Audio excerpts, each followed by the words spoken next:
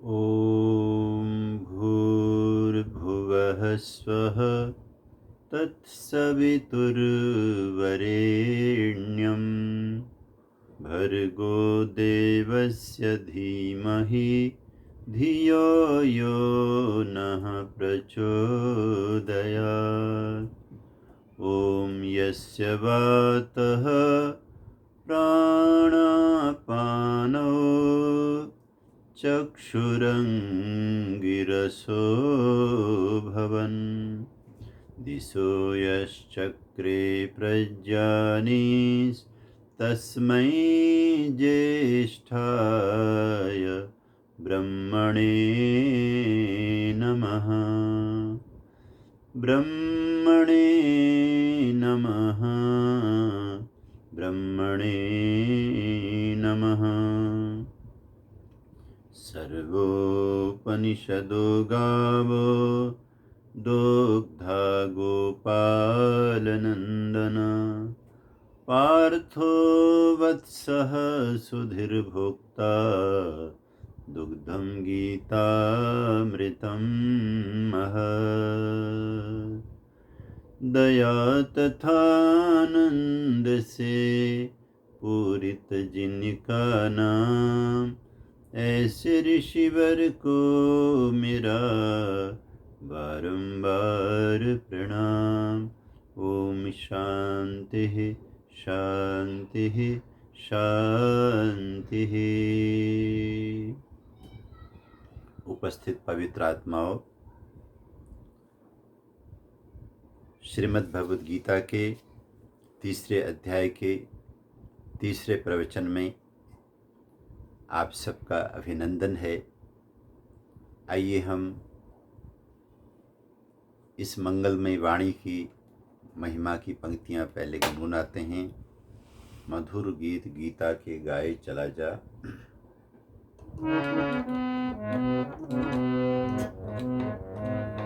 मधुर गीत गीता के गाए चला जा, गाए चला जा। जन्म मृत्यु बंधन मिटाए चला जा, मिटाए चला जा। अलौकिक है गीता और गीता वाला, जिसे जान अर्जुन ने मन को संभाला। उसी राह पर पग बढ़ाए चला जा, बढ़ाए चला जा। जन्म मृत्यु बंधन मिटाए चला जा। मधुर गीत गीता के गाए चला जा, गाए चला जा। जन्म मृत्यु बंधन मिटाए चला जा। अमर आत्मा है बताती है गीता, ये है पुण्य तीरथ पावन पुनीता। इसी में तू तन मन नहलाए चला जा, नहलाए चला जा। जन्म मृत्यु बंधन मिटाए चला जा। मधुर गीत गीता के गाए चला जा, गाए चला जा। जन्म मृत्यु बंधन मिटाए चला जा, मिटाए चला जा। बोलिए नंदनंदन योगेश्वर श्री कृष्ण भगवान की जय। इन पावन श्लोकों का पाठ करने के लिए आप भी हमारे साथ ग्रंथ को लेकर अवश्य बैठा करें। आपको बड़ा आनंद आएगा। अलग अलग सुरों में ये श्लोक गाए जा सकते हैं।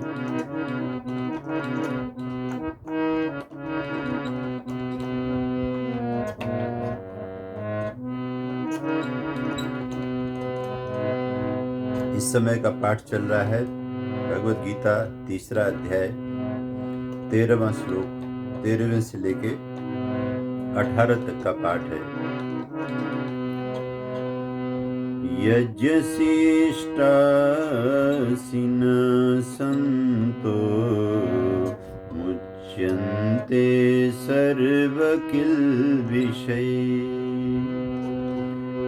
भुञ्जते ते त्वघं पापा ये पचन्त्यात्मकारणा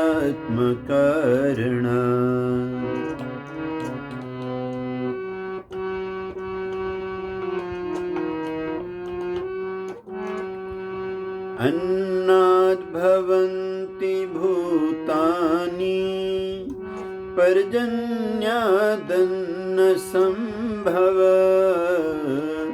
यज्ञाद्भवति पर्जन्यो यज्ञः कर्म समुद्भव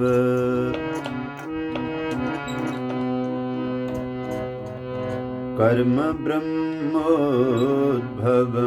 विद्धि ब्रह्माक्षर समुद्भवम् तस्मात् सर्वगतं ब्रह्म नित्यं यज्ञे प्रतिष्ठितम्।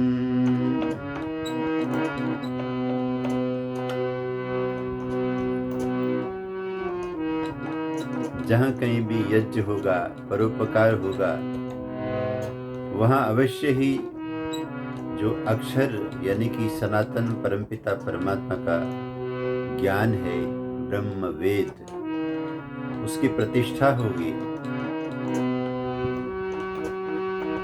एवं प्रवर्तितं चक्रं नानुवर्तयति हय अघायो इन्द्रियारामो मोघं पार्थ सजीवति। उस आदमी का जीना व्यर्थ है, वो बोझ बना हुआ है धरा पर, जो बिना यज्ञ किए बिना त्याग किए भोग में लगा हुआ है, अपने जीवन का सुख बटोरने में लगा हुआ है। यस्त्वात्मरतिरेव स्यात् आत्मतृप्तश्च मानव आत्मन्नेव च सन्तुष्टस्तस्य कार्यं न विद्यते नैव तस्य कृतेनार्थो न कृतेनेह कश्चन न चास्य सर्वभूतेषु कश्चिद् अर्थव्यपाश्रय कश्चिद् अर्थव्यपाश्रय। ॐ श्री परमात्मने नमः। ॐ श्री परमात्मने नमः। ॐ श्री परमात्मने नमः। ॐ श्री परमात्मने नमः। जिस अनंत असीम अखंड भगवान के सृष्टि रूपी आंगन में ये सब घटनाएं घटित हो रही हैं, व्यास ऋषि बारंबार प्रभु को वंदन करते हैं। ओम श्री परमात्मने नमः। ओम श्री परमात्मने नमः। ओम श्री परमात्मने नमः। ओम श्री परमात्मने नमः। ओम श्री परमात्मने नमः। ओम श्री परमात्मने नमः। बोलिए सच्चिदानंद भगवान की जय। बोलिए आनंद कंद ऋषि दयानंद की जय।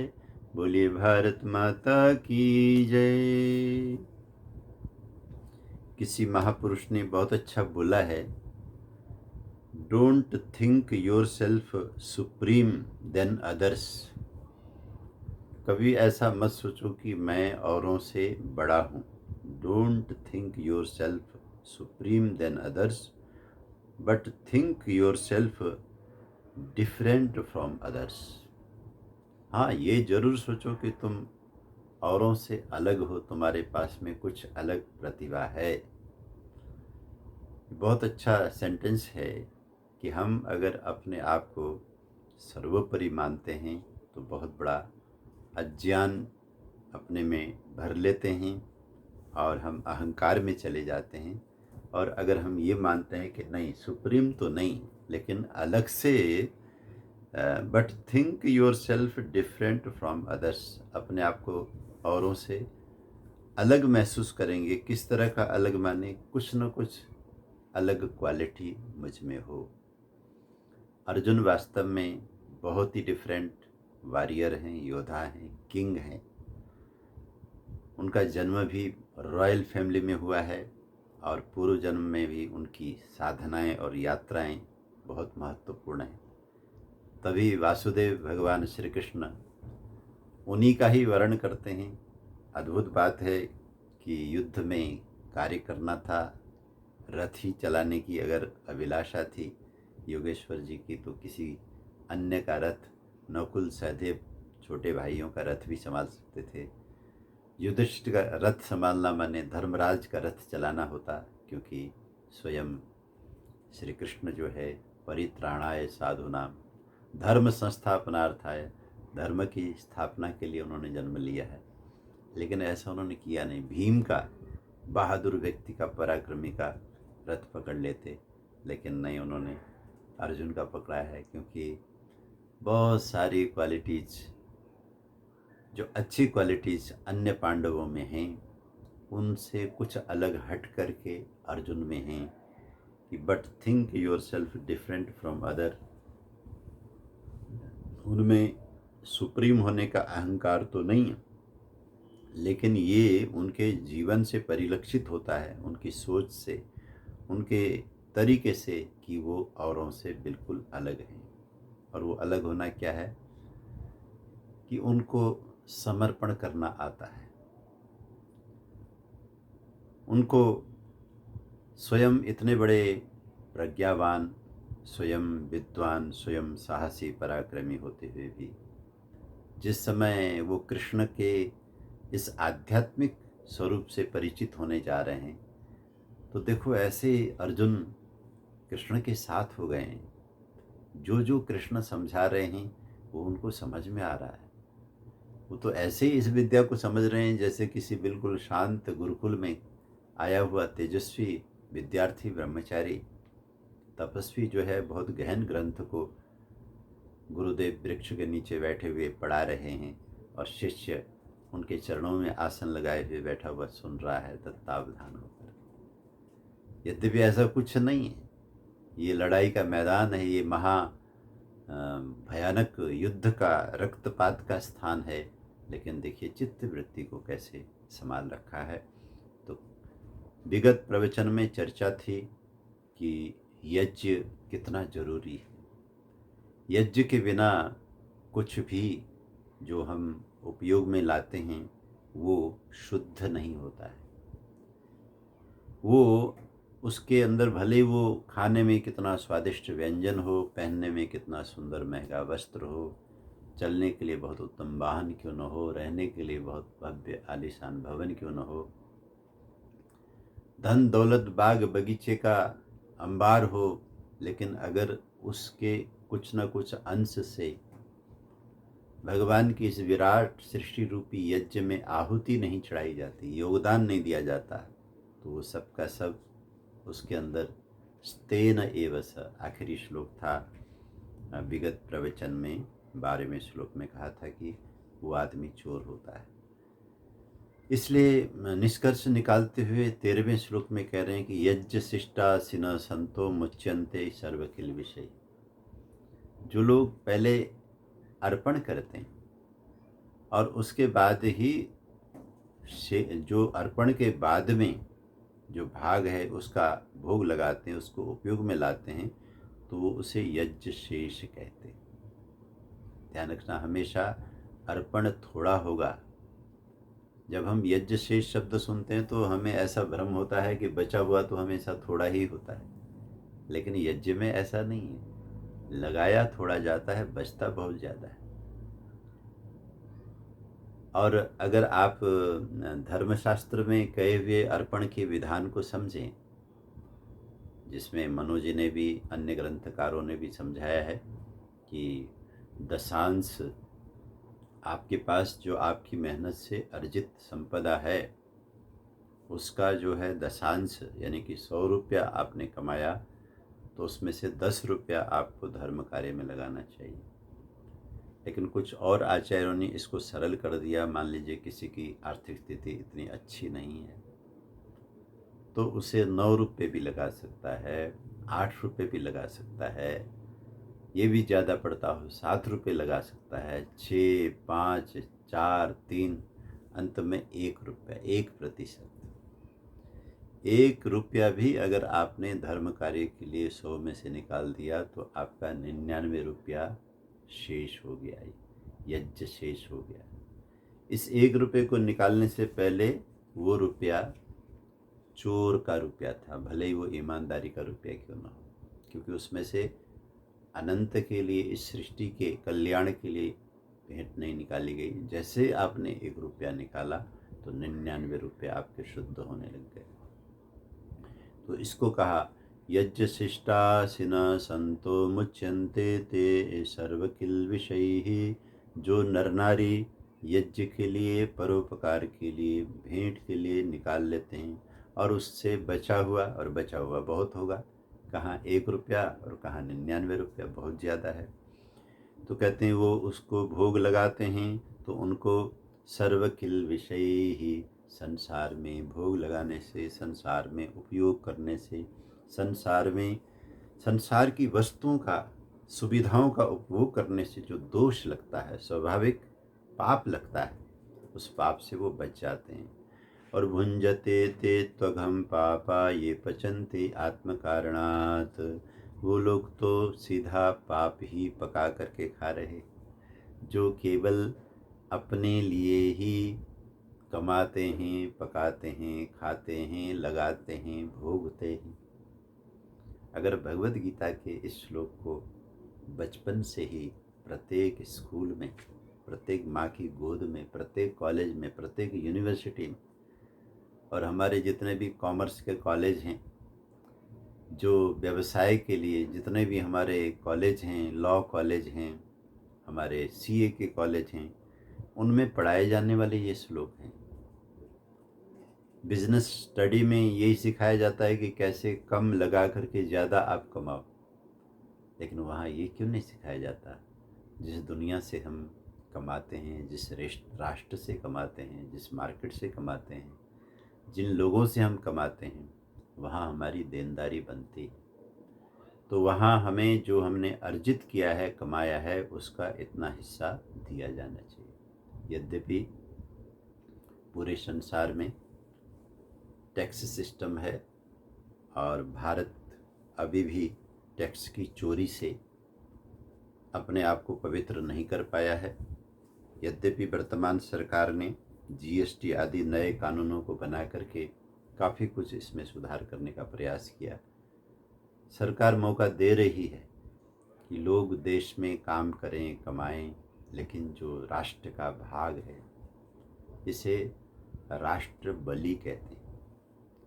हमारे यहाँ देखिए कितना अर्थ का अनर्थ किया गया।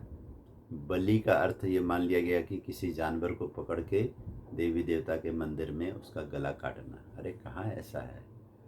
भूत बलि, अभी त्यौहार आ रहा है, हमारे यहाँ तो कौवे का त्यौहार है, कुक्कुर यानी कुत्ते का त्यौहार है, गाय का त्यौहार है। तो कुक्कुर बलि और काक बलि, शास्त्र में ये जो बलि शब्द लिखे हुए हैं, बलि शब्द का अर्थ कहीं भी उनको मारना नहीं है, बल्कि उनको खिलाना है, उनका हिस्सा निकालना है। इसी तरह राष्ट्र बलि, राष्ट्र को तहस नहस करना थोड़ा ही है। कि आप अपने डिमांड को लेकर के चढ़ जाओ लाल किले में, आगजनी करो, ट्रैक्टर चढ़ाओ किसी के ऊपर।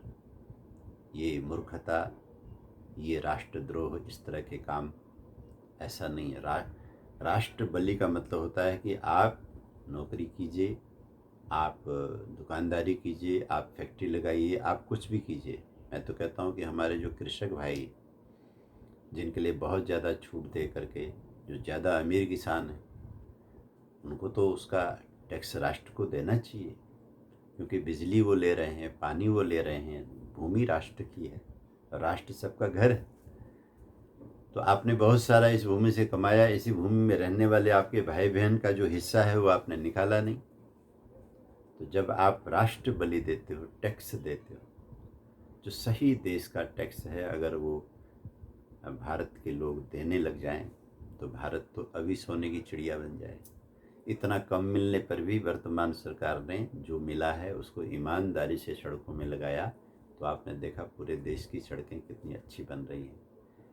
जब सैनिकों को आपके दिए हुए टैक्स में से सुविधाएं देने लग गई तो सैनिकों को कितना अच्छा पे मिलने लग गया है, पेंशन मिलने लग गई, उनको सुंदर हथियार, सशक्त हथियार मिल गए हैं, और कपड़े जूते जैसे उनके होने चाहिए, उनके लिए जैसा डाइट है, वो सब चीज़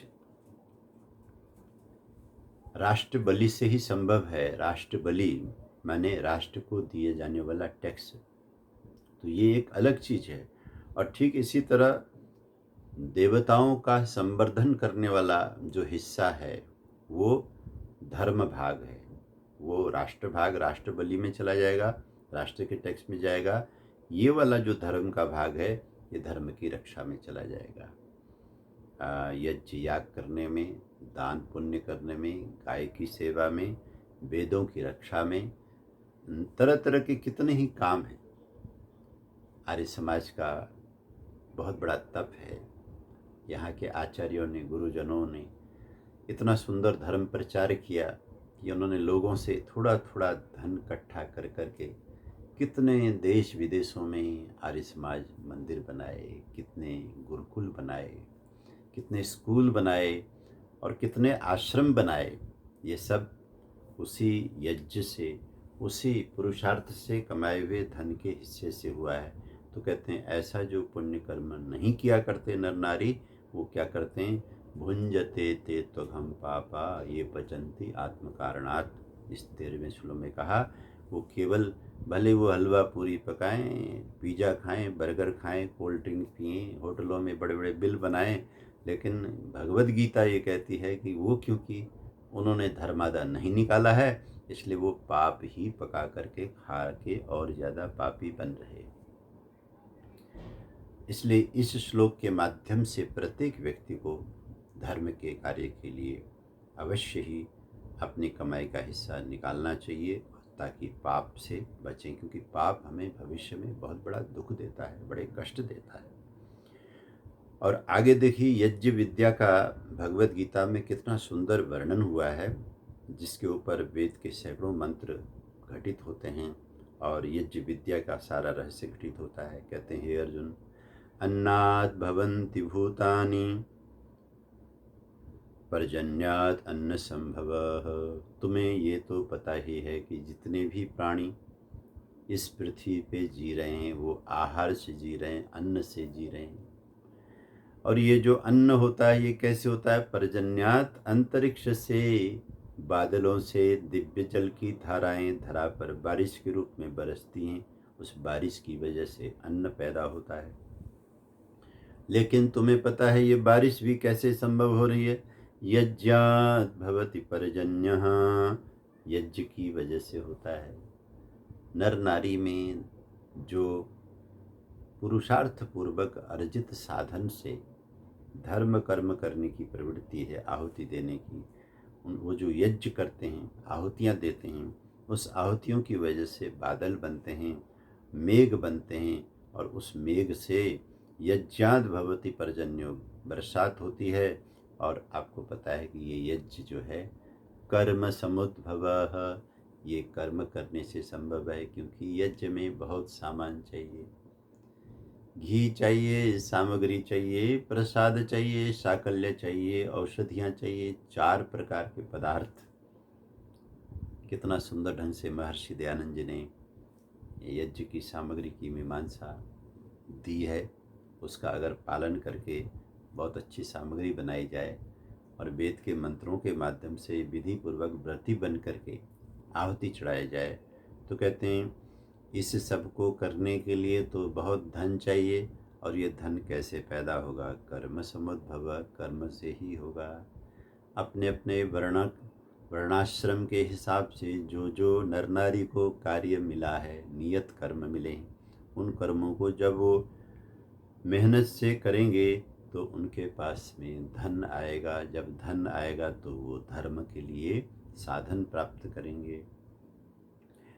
कर्म ब्रह्मोद्भवम विद्धि ब्रह्माक्षर समुद्भवम।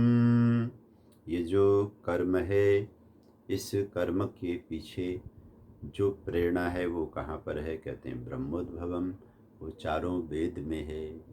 वेद के अंदर बताया गया है कि पिता को क्या कर्म करने हैं, पुत्र को क्या करना है, पुत्री को क्या करना है, भाई बंधु को क्या करना है, ब्राह्मण को कैसे कर्म करने हैं, क्षत्रियों को, वैश्यों को, सेवकों को, श्रमिकों को। ब्रह्मोद्भवम, उस वेद के अंदर कर्म के सारे मर्म बताए गए हैं। और ये जो वेद हैं ये कहाँ से आए? ब्रह्माक्षर समुद्भवम। वेदों का आगमन साक्षात कभी न बदलने वाले कूटस्थ अजर अमर भगवान से, परमपिता परमात्मा से ये वेद की वाणी का आगमन हुआ है। तस्मात् सर्वगतं ब्रह्म नित्यं यज्ञे प्रतिष्ठितम। इसलिए हे अर्जुन, जहाँ कहीं भी यज्ञ हो रहा है, जहाँ कहीं भी परोपकार है, जहाँ कहीं भी आहुति है, स्वाहाकार है, समर्पण है, निष्काम भाव से इदन नमम हो रहा है, समझो कि वहाँ ब्रह्म विराजमान है, यानी कि वेद वाणी, वेद की विचारधारा विराजमान है। बहुत बार ये देखा जाता है, वैसे तो ज़्यादा लोग विधि पूर्वक ही वेद शास्त्र पढ़ते हैं, लेकिन कुछ ऐसे भी हो सकते हैं कि उनको वेद पढ़ते हैं लेकिन कभी यज्ञ नहीं करते, वेद पढ़ते हैं कभी दान नहीं करते, वेद पढ़ते हैं कभी किसी की मदद नहीं करते। लेकिन ऐसा भी आपने देखा होगा कि जिसने कभी भी वेद नहीं पढ़ा, लेकिन उन्होंने बड़े बड़े यज्ञ में अपना हिस्सा दिया। कभी वेद नहीं पढ़ा, उन्होंने गौशाला को बहुत दिया, उन्होंने गुरुकुलों को बहुत दिया। कभी वेद नहीं पढ़ा, उन्होंने जो समाज में महामारी आई, अभी कोरोना के समय में देखिए कितनी बड़ी विपत्ति थी, लोग कितना जूझ रहे थे खान पान के लिए, इलाज के लिए। ऐसे समय में उन लोगों ने भी लाखों करोड़ों रुपए दान किए जिन्होंने कभी वेद नहीं पढ़े। लेकिन भगवद गीता ये कहती है, वो तुम्हारे सामने उन्होंने वेद नहीं पढ़ा, तुम्हारे गुरुकुल में नहीं गए, उन्होंने व्याकरण नहीं पढ़ा, ये अलग बात है, लेकिन उनके अंतःकरण में वेद हैं, उनकी भावना में वेद हैं, उनकी श्रद्धा में वेद है, उनकी मान्यता में वेद है। तभी तो उन्होंने ऐसा माना कि मुझे ये कर्म करना चाहिए। तो जो भी व्यक्ति कहीं पे परोपकार कर रहा है, कहीं पे सेवा का कार्य कर रहा है, कहीं भी इस जगत की सृष्टि की रक्षा के लिए अपना योगदान दे रहा है, समझ जाओ कि वहाँ उसके अंतःकरण में वेद विद्यमान है। वेद माता विवेक के रूप में, अभी हमने पिछले कथाओं में सुनाया था कि विवेक क्या है, चिंतन मनन के रूप में वो वाणी विद्यमान है। हाँ, ये है कि हम लोग वेद का प्रचार करेंगे, उन तक पहुँचेंगे, उनको प्रभावित करेंगे तो ऋचाओं को भी पढ़ लेंगे, लेकिन वास्तव में उनके विचारों के अंदर वेद का तात्पर्य विद्यमान है। क्योंकि एक आदमी वेद पढ़ के भी अगर उसके अंदर जो आचरण लिखा है वो कर नहीं पा रहा है, तो उस वेद पढ़ने का उसको लाभ नहीं। एक न पढ़ते हुए भी वो काम कर रहा है जो वेद में लिखा है, तो समझ जाओ कि उसे उस ज्ञान का, वेद का लाभ हो रहा है। तो गीता ने कहा, तस्मात् सर्वगतम ब्रह्म नित्यम यज्ञे प्रतिष्ठितम। इसलिए ये जो सर्वगत ज्ञान है, ब्रह्म है, उसके परोपकार में उसकी स्थिति है, वो है तभी परोपकार है। पहले उसके विचार बनते हैं, फिर परोपकार शुरू होता है। एवं प्रवर्तितं चक्रम नानुवर्तयति हय अघायु इंद्रियारामो मोघम पार्थ सजीवति। इस तरह से ये जो चक्र है, यानी कि चक्र शुरू किया भगवान ने अन्न से, कि अन्न की उत्पत्ति उन्होंने कहा कि देखो अन्नाद भवन्ति भूतानि, अन्न से प्राणी पैदा होते हैं, और ये जो अन्न है ये वर्षा से होता है, और बरसात यज्ञ से होती है, और यज्ञ कर्म से होता है। कर्म की, श्रेष्ठ कर्म की उत्पत्ति का आधार वेद हैं, और वेद का आधार भगवान है। तो एवं ये जो चक्र है, एवं प्रवर्तितं चक्रम नानुवर्तयति है, इस प्रवर्तमान सृष्टि में जो चक्र चला हुआ है, इसका अनुवर्तन नहीं करता, इसको जो फॉलो नहीं करता है, वो कौन आदमी है? अघायु इंद्रियारामो मोघम पार्थ सजीवति। वो पापी आदमी है। हालांकि बाहर से वो किसी को गाली नहीं दे रहा, किसी की चोरी नहीं कर रहा, किसी को ठग नहीं रहा, फिर भी जीवन के रहस्य के अंदर से भगवान कृष्ण जो समझा रहे हैं कि ये आदमी क्योंकि कर्म नहीं कर रहा है, प्रोडक्टिविटी उससे नहीं हो रही, इस सृष्टि यज्ञ को चलाने के लिए उसका कंट्रीब्यूशन नहीं आ रहा है, इसलिए वो आदमी अघायु है, वो पाप खाने वाला है। इंद्रियाराम, वो अपनी इंद्रियों को तकलीफ नहीं देना चाहता, आराम से पड़ा रहना चाहता है, दूसरे की कमाई खाना चाहता है। मोघम पार्थ सजीवति, ऐसा व्यक्ति व्यर्थ ही जी रहा है। हमारी कथा चल रही थी जिसमें हरिद्वार के एक आश्रम में किस तरह से एक युवा सन्यासी पहुँचे। वो चरित्रवान थे, वो बहुत अच्छे थे, वो दिनचर्या का पालन करने वाले थे, लेकिन वहाँ जो विद्यार्थी अतिथि की सेवा करते थे, जो विद्यार्थी वहाँ गुरु की आज्ञा का पालन करते हुए आए गए की रेख करते थे, उनके बीच में एक चर्चा का विषय उस साधु के व्यवहार को लेकर के हुआ। और चर्चा का विषय क्या था? एक उसके कंधे में टंगा रहने वाला झोला। उस झोले को लेकर के बच्चे आपस में जब बार बार बात करने लगे, और गुरु को पता लगा कि भाई कुछ दिनों से कोई एक झोला झोला शब्द सुनने को मिलता है, ये क्या है? इसको लेके बच्चे आपस में हंसते हैं, मजाक करते हैं। तो विद्यार्थी को बुला करके गुरुजी ने जब ये पूछा, तो विद्यार्थी ने बताया कि महाराज, विद्यार्थी हैं, हम लोगों से भूल हो जाती है, लेकिन एक चर्चा तो बनी हुई है कि ये जो नए अतिथि सन्यासी हैं, ये इनको बहुत अच्छा कमरा दिया गया है, कमरे का ताला चाबी उनके पास में है, सब कुछ है, और हमारे बाथरूम स्नानागार वगैरह बाहर हैं। तो ये सभी में चर्चा हो रही है कि इनके कंधे में एक झोला रहता है महाराज, ये झोला कभी इनके शरीर से अलग नहीं होता। इस झोले को लेकर के सबके मन में बहुत आशंका है, पता नहीं क्या चीज़ ऐसी है जिसकी वजह से ये हर दम ही इस झोले को सोते हैं तो सिराने के नीचे रख के सोते हैं, नहाने जाते हैं तो कंधे में लेके जाते हैं, खाने जाते हैं तो कंधे में लेके आते हैं। कोई ऐसा पल क्षण नहीं होता कि इस झोले को अलग करते हों। इसलिए बच्चों ने आपस में ये कहना शुरू कर दिया कि ये झोले वाले महात्मा हैं, और दूसरे बच्चे ये प्रश्न करते हैं कोई ऐसी गड़बड़ चीज़ तो नहीं इसके बीच में। तो मैंने निवेदन किया था कि किस तरह से साधु समाज में भी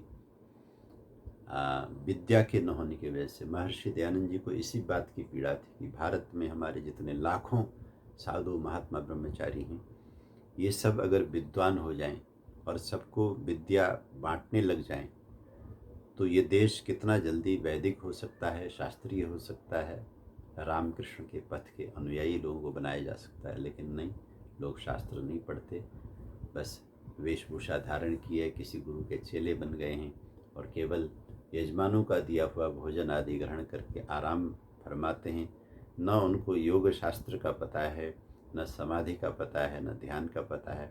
इस तरह की साधु समाज के लिए एक तरह के बोझ बनते हैं, और उसी में से कुछ लोग फिर नशे में भी, भांग धतूरी में भी लग जाते हैं, और हमारे देश का दुर्भाग्य है कि शिव जी के नाम से जिस तरह से शिवरात्रि में भी तरह तरह के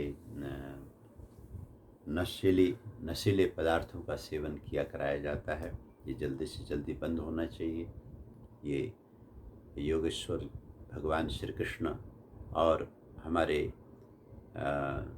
शिव के जो पथ के लोग हैं, जो शिव तत्व की आराधना करके शंकर जी महाराज ने पार्वती के साथ में जीवन को योगमय बनाया था, उनका योग शास्त्र भी साधना का ग्रंथ भी है, तो उसमें कहीं भी इस तरह के नशे की चर्चा नहीं है, तो उनको बदनाम किया जाता है, तो ये दूर होना चाहिए।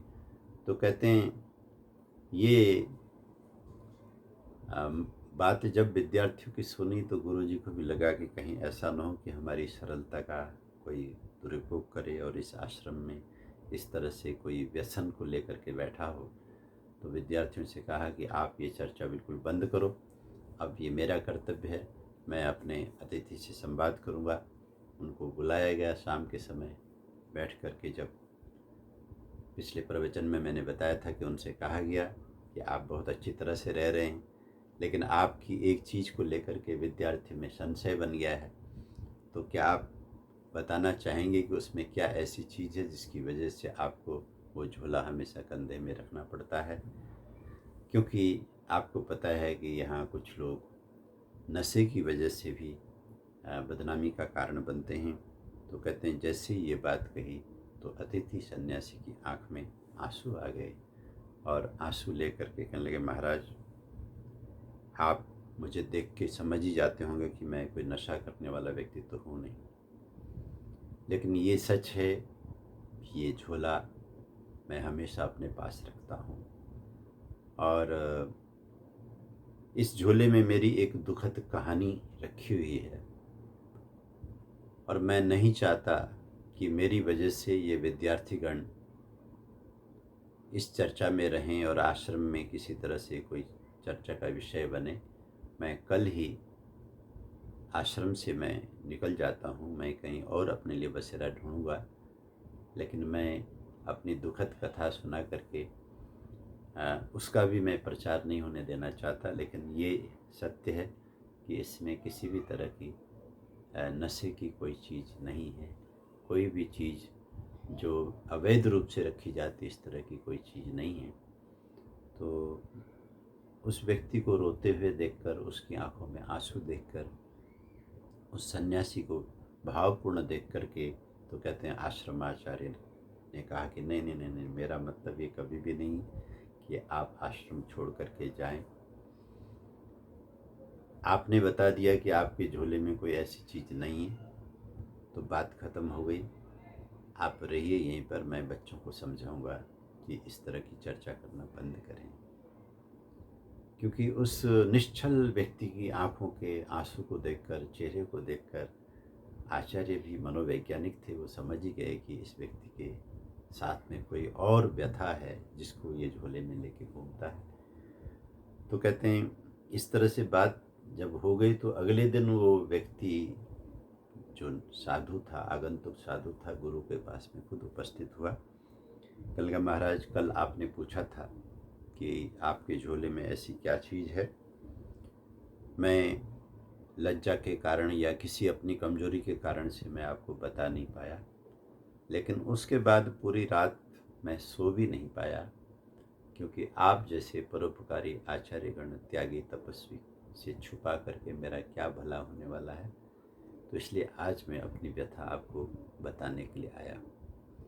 तो आचार्य ने अपने शिष्यों को कहा कि दरवाज़ा बंद करो, आप लोग बाहर जाओ, ये जो आए हुए अतिथि हैं ये अपनी व्यथा मुझे सुनाना चाहते हैं। कुछ बातें ऐसी होती हैं जो आम आदमी को नहीं सुनाया जाना चाहिए, और विशिष्ट खास करके गुरुजनों को। कहते हैं ना भाई, जैसे 3 लोगों से अपनी बात नहीं छुपानी चाहिए।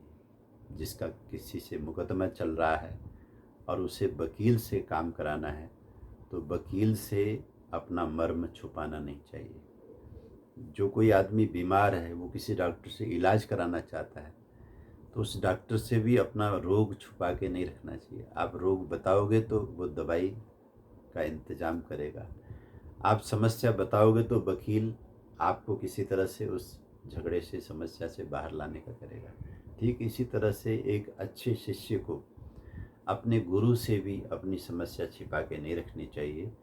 समस्या सामने आएगी तो गुरु उसका मार्गदर्शन कर सकते हैं। तो उस आदमी ने कहा कि महाराज, मैं फलाने शहर का एक व्यापारी घराने का आदमी हूँ। इस तरह से इस उम्र में बहुत ही कुलीन परिवार में मेरा विवाह संपन्न हुआ। तब तक मैं बहुत अच्छा कारोबारी बन चुका था।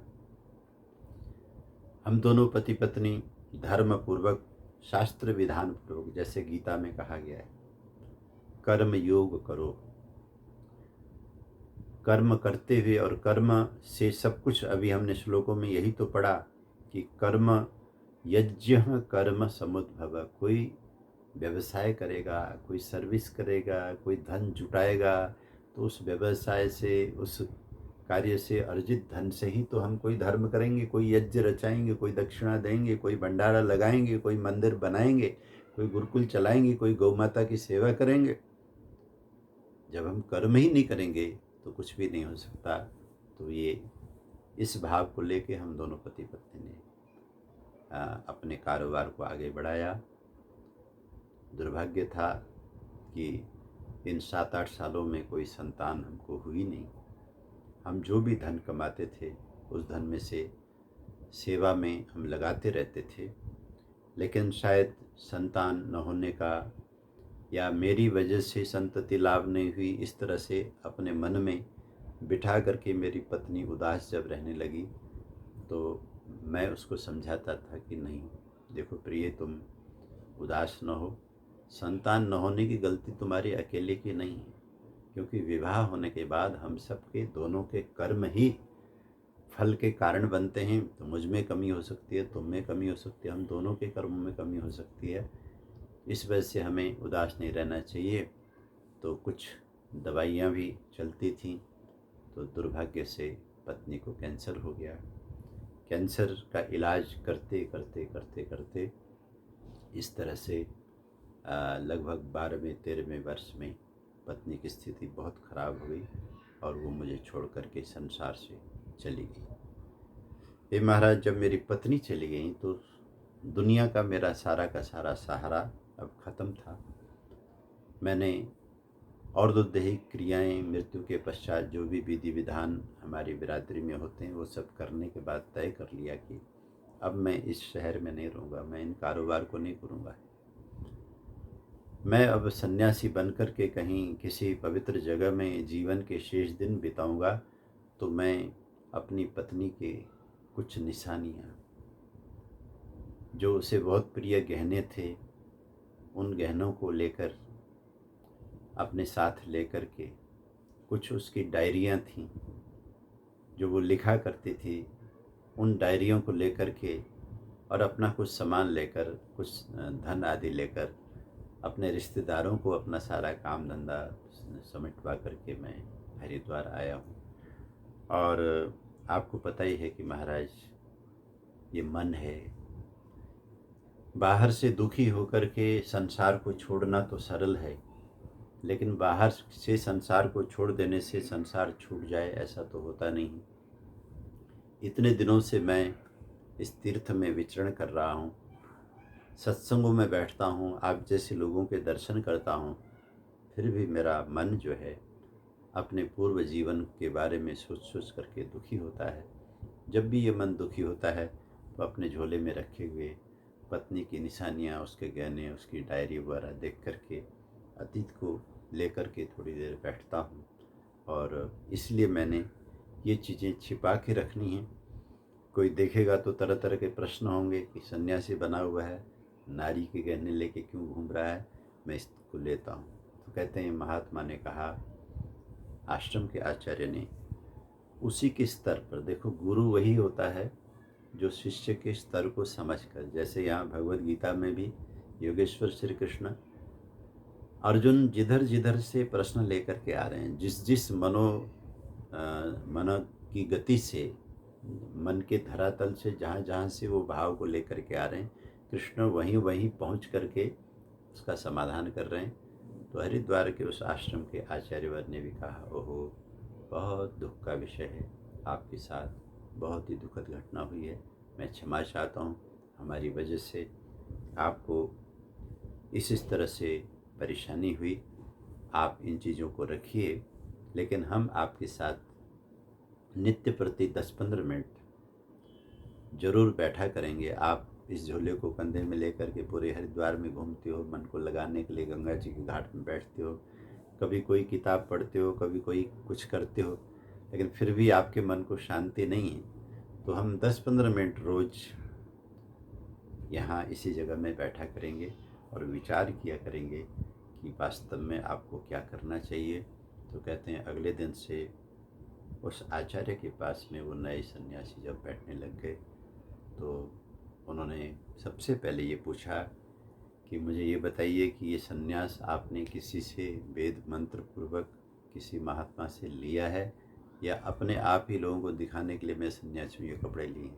इसलिए महाराज सच्चाई है कि मैंने किसी से दीक्षा नहीं ली, मैंने तो ये वस्त्र बाजार से लिए और पहन लिया, अपना एक स्वरूप बना लिया ताकि कोई मेरे से पूछे नहीं कि तुम कौन हो। तो कहने देखिए एक बात तो तय हो गई, दूसरा देखिए कि आपके मन में अभी संसार को भोगने की, संसार में रहने की अभिलाषा ज्यों की त्यों है, लेकिन घटना ये हुई है कि इस घटना में आपकी पत्नी का जो आपके साथ साथ था वो समय कम होने से गृहस्थ आश्रम की जो आपकी यात्रा थी वो बिगड़ गई।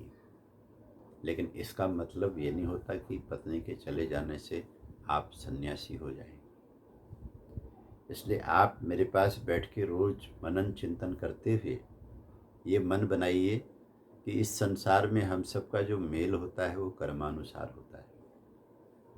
इसलिए ये वाली आत्मा पत्नी के रूप में आपको जितने वर्ष तक मिलनी थी वो मिल गई, लेकिन एक चीज़ मैं आपसे ज़रूर कहूँगा कि आप तो एक शहर के बहुत अच्छे व्यापारी थे, आपकी कमाई की वजह से कितने लोगों को नौकरी भी मिल रही थी, आपकी दुकान में काम करते थे, और आप जो धन कमाते थे उस धन में से आप कहते हो मैं दक्षिणा देता था, मैं गौशाला में देता था, मैं दान पुण्य करता था, वो सब सेवा कार्य होते थे। आपने दुकान बंद कर दी, वो सब यज्ञ कर्म भी बंद हो गए। तो ऐसा नहीं, मैं आपको ये प्रेरित करना चाहूँगा कि हरिद्वार को आपने देख लिया, आश्रम को आपने देख लिया, अपनी मनस्थिति को आपने देख लिया, अब आपको मन बनाना है दोबारा से अपने आत्मबल को, जैसे वेद में कहा यात्मदा बलदा आत्म, क्योंकि अभी आप युवा हैं, आपकी उम्र कोई ज़्यादा नहीं, 40-42 साल के आप हो, तो आपको चाहिए कि आप दोबारा से अपने उस कारोबार को, क्योंकि आपने बोला है कि आपने रिश्तेदार को तब तक के लिए दिया है जब तक आप लौट करके नहीं आते हैं, तो आप उस कारोबार को दोबारा से लेकर के दोबारा से अपने घर को चलाइए और अपने किसी रिश्ते में जीवन संगिनी का अगर योग बनता है तो उसके साथ विवाह करें, क्योंकि मेरे पास में भी बहुत से मेरे भक्त हैं, उनके घरों में भी ऐसी घटनाएं हुई हैं, उनकी बेटी असमय में विधवा हुई हैं।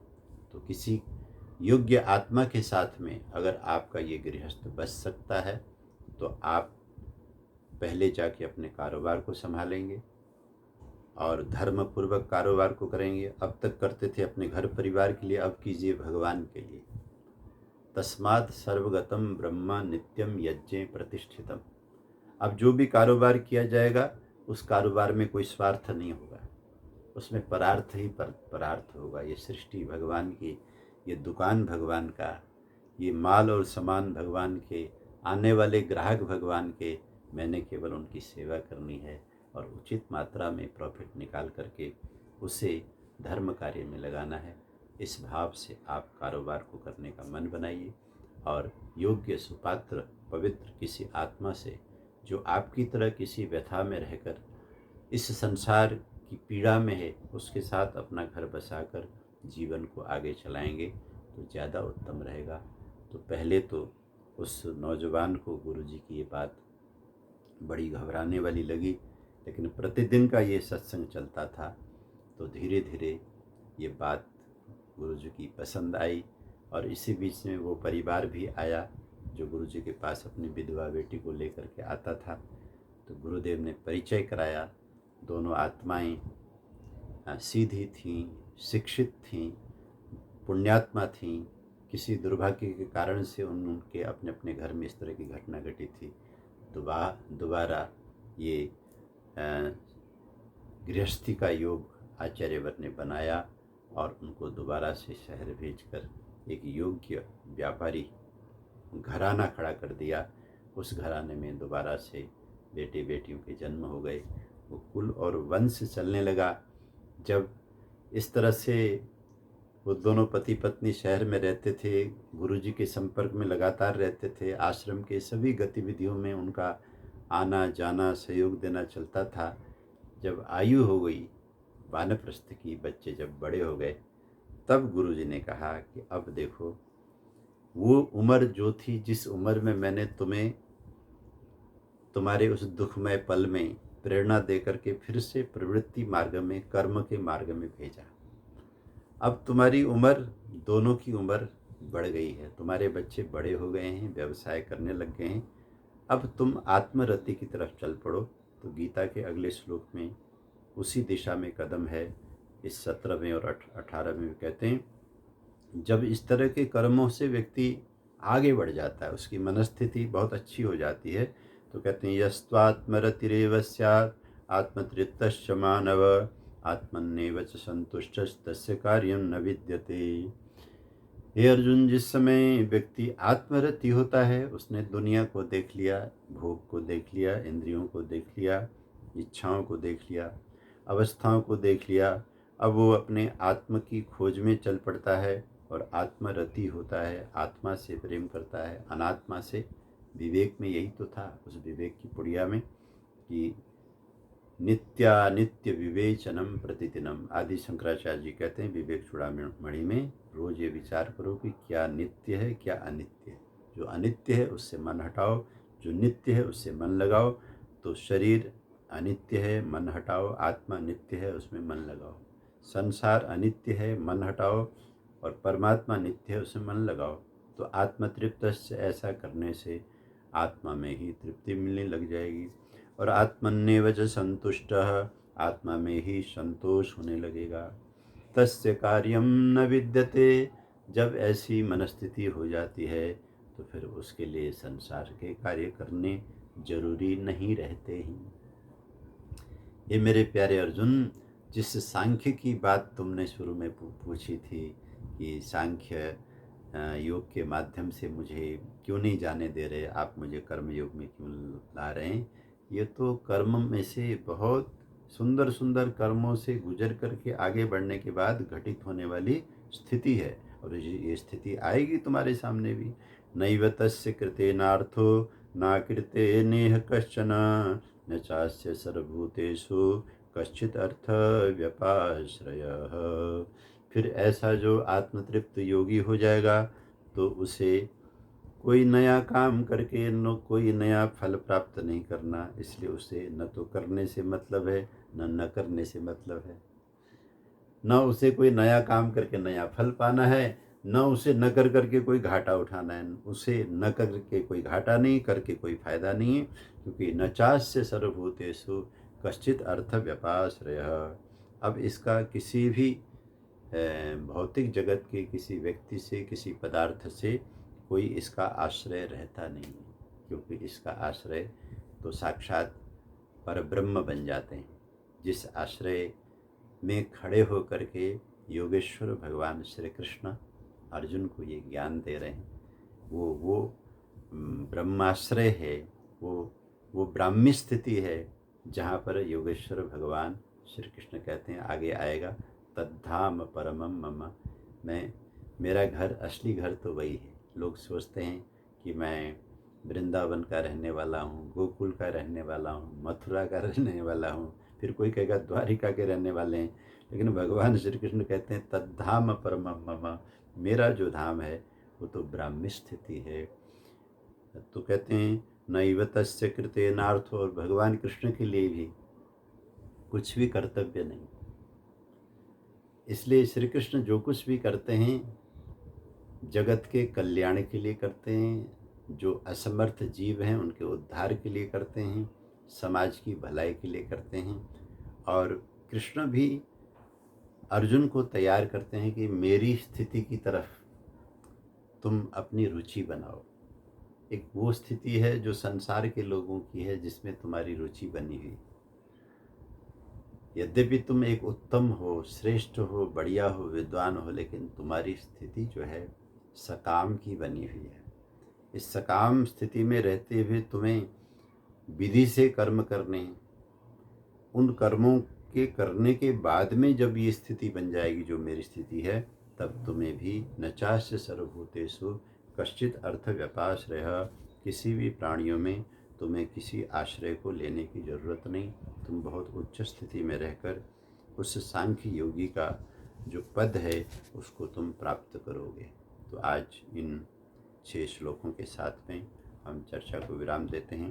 तो जैसे हरिद्वार के उन आचार्यवर ने उस व्यक्ति को सही दिशा में, उसकी मनस्थिति जब इतनी ऊंची नहीं थी, जब वो शोक में था पत्नी के वियोग में, उन्होंने कर्म योग की तरफ लगा दिया।